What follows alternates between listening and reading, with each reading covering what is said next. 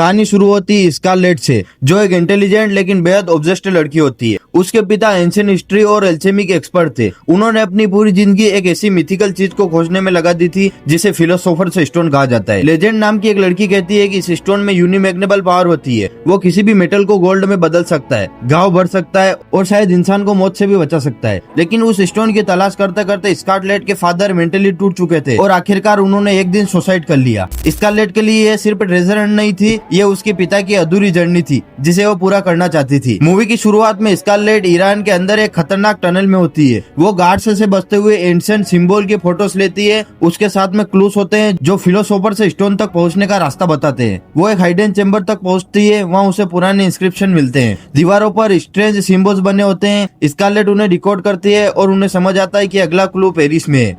अब स्कारलेट अपने पुराने दोस्त जॉर्ज से मिलती है। जॉर्ज पहले कई बार उसके साथ एडवेंचर पर जाता था, लेकिन एक इंसिडेंस के बाद उसने ये सब छोड़ दिया था। जॉर्ज अब नॉर्मल लाइफ जीना चाहता था। उसे एंशिएंट मिस्ट्रीज या खतरनाक प्लेसेस में कोई इंटरेस्ट नहीं था। लेकिन स्कारलेट उसे कन्विंस करती है। वो कहती है ये सिर्फ ट्रेजर हंट नहीं, ये उसके फादर की लेगेसी है। जॉर्ज पहले मना करता है, लेकिन आखिरकार वो मान जाता है। अब दोनों पहुंचते हैं पेरिस के कैटाकॉम्स के पास। पेरिस कैटाकॉम्स रियल जगह है, शहर के नीचे माइल्स तक फैली हुई टनल्स जहाँ लाखों इंसानों की बोन्स रखी हुई है। ऊपर पेरिस एक खूबसूरत शहर दिखता है, लेकिन उसके नीचे लिटरल नाइटमेयर छुपा हुआ है। स्कारलेट एक अंडरग्राउंड गाइड पेपिलोन को हायर करती है। पेपिलोन अपने कुछ दोस्तों के साथ इलीगल टूर्स कराता है। उसे कैटाकॉम्स के हिडन रूट्स पता होते हैं। टीम तैयार होती है। स्कारलेट, जॉर्ज, पेपिलोन, सॉक्सी, बेंजी और जेड ये सब उस टनल के अंदर जा रहे होते हैं। उनकी टीम टनल्स के अंदर उतरना शुरू करती है। जैसे जैसे वो नीचे जाते हैं वैसे वैसे आवाजें कम होने लगती है, हवा भारी लगने लगती है। दीवारों पर एंडलेस बोन्स लगी होती है। ऐसा लगता है जैसे लाखों डेड लोग उन्हें अंधेरे में देख रहे हो। स्कारलेट क्लूज फॉलो करती है। उसे एंशिएंट मार्किंग्स मिलती है। कुछ सिंबल्स एल्केमी से जुड़े होते हैं।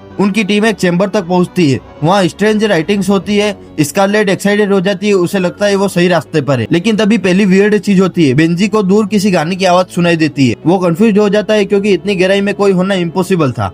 बाकी लोग उसे इग्नोर करते हैं, लेकिन धीरे धीरे एटमॉस्फेयर अनकंफर्टेबल होने लगता है। अब एक ऐसा समय आता है जब उन्हें एक बेहद संकरी टनल से निकलना होता है, इतनी छोटी कि इंसान मुश्किल से क्रॉल कर सके। सॉक्सी नाम की लड़की पैनिक करने लगती है। उसे क्लाउस्ट्रोफोबिया होता है, लेकिन वापस जाने का रास्ता लंबा होता है तो वो मजबूरी में आगे बढ़ती है। टनल के दूसरी तरफ पहुंचते ही उन्हें एक स्ट्रेंज पैसेज मिलता है। उस पैसेज के ऊपर लिखा होता है abandon all hope who enter here, यानी जो यहाँ एंटर करे वो यहाँ से जाने की उम्मीद छोड़ दे। ये वही लाइन होती है जो डेंटेस इन्फ्रो में हेल के गेट पर लिखी होती है, लेकिन उस समय टीम भी इसे सीरियसली नहीं लेती।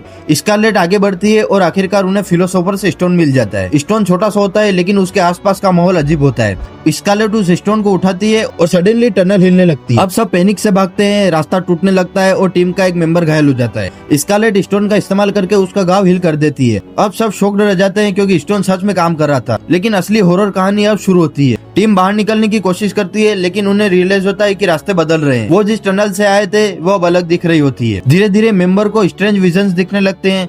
बेंजी को वही क्रीपी सॉन्ग बार बार सुनाई देता है। जॉर्ज को अपने छोटे भाई की याद आने लगती है। उसके भाई का पास्ट रिवील होता है कि जॉर्ज का भाई ड्राउनिंग से मर गया था और जॉर्ज खुद को उसकी मौत के लिए रिस्पॉन्सिबल मानता है। और दूसरी तरफ सॉक्सी को अपने पास्ट की खतरनाक मेमोरीज दिखने लगती है। पेपिलोन को एक छोटी लड़की दिखाई देती है। सबका बिहेवियर बदलने लगता है। अब ये साफ हो जाता है कि ये टनल सिर्फ फिजिकल मेज नहीं है, ये इंसानों के गिल्ट को बाहर निकाल रही है। फिर टीम एक रूम में पहुंचती है जहां उन्हें एक पुरानी कार जलती हुई दिखाई देती है। जेड डर जाता है क्योंकि वो कार उसके पास्ट से जुड़ी होती है। अब हर जगह सबके पर्सनल नाइटमेयर शुरू हो जाते हैं। दीवारों से आवाज आती है, किसी को शेडो दिखती है, किसी को डेड लोग। और सबसे टेरिफाइंग बात ये होती है कि वो जितना नीचे जा रहे होते हैं उतना ही रियलिटी अनस्टेबल हो रही होती है। अब स्कारलेट को समझ आता है कि ये प्लेस कोई नॉर्मल नहीं है, ये लिटरल हेल जैसा डायमेंशन है। लेकिन ये ट्रेडिशनल हेल नहीं है, ये साइकोलॉजिकल हेल है। यह इंसान को डेमोन्स टॉर्चर नहीं करते या उनका खुद का गिल्ट उसे तोड़ता है। अब टीम वहाँ से एस्केप करने की कोशिश करती है, लेकिन सडनली उन्हें पता चलता है कि वो लूप में फंस चुके हैं। वो जितना आगे जाने की कोशिश करते हैं उतना ही वो उसी जगह वापस पहुंच जाते हैं। उनका पैनिक बढ़ने लगता है। एक एक करके मेंबर्स मरने लगते हैं। किसी को इनविजिबल फोर्स खींचने लगती है, कोई मैडनेस में चला जाता है और अचानक बेंजी पर एक अनसीन एंटिटी अटैक करती है। अब स्कारलेट रियलाइज करती है कि बाहर निकलने का रास्ता लॉजिक से नहीं मिलेगा। उसे एंशिएंट एल्केमी के कॉन्सेप्ट याद आते हैं। अज अबाव सो बिलो, मतलब ऊपर और नीचे एक जैसे।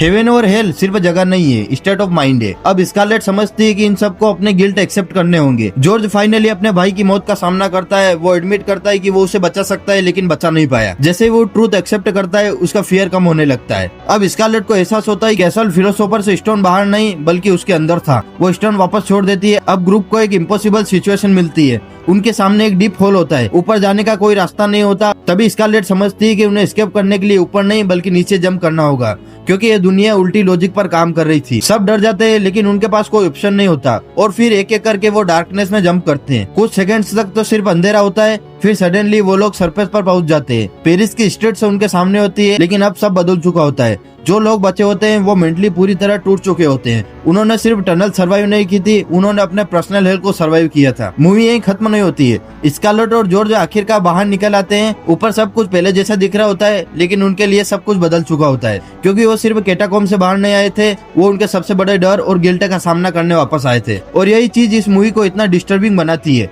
यहाँ असली हॉरर कोई मॉन्स्टर नहीं था, असल हॉरर था इंसान का अपना माइंड। और शायद इसी वजह से एस अबाउट सो बिलो आज भी सबसे अंडररेटेड साइकोलॉजिकल हॉरर मूवीज में से गिनी जाती है।